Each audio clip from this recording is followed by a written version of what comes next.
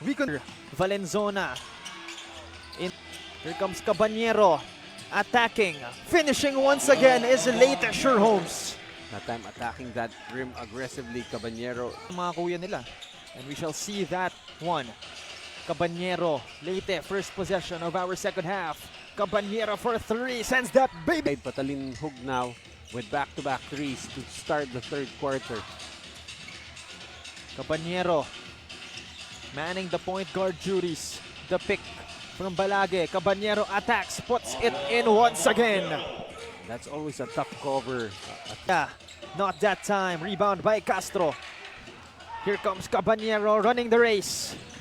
Steps on the brakes, changing speed, putting it in transition. Whatever he took during halftime. That's the board. 5. Forward pass. Cabanero laying it in once again. What a game coming from Cabanero. What an adjustment. Once again, Bathan sends it to Cabanero. Finding the cutter in Clemente, but Cabanero inside.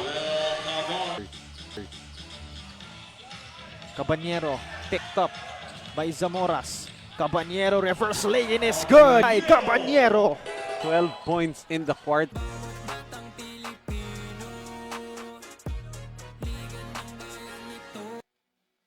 Now at 4 out of 5.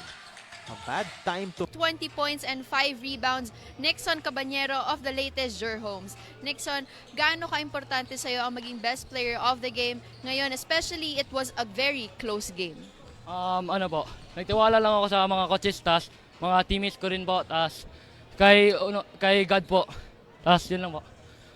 Nixon, meron ka bang gustong batiin at pasalamatan?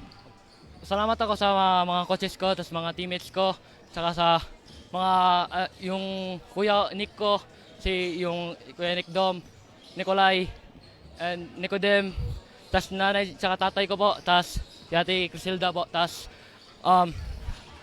yun lang po, tas yung mga ka-roommates ko po sa amin, sa ano po, tas yung si Father Rodel, saka sa UST community po, yun lang po. Thank you and congratulations, Nixon, and also to your team. Before anything else, pasalamat tayo to our dear sponsor, Don Benitos, for providing a sumptuous Filipino delicacy to our player of the game, Don Benitos, ang pangbansang kasava. Back to you, Coach Noy and Cho.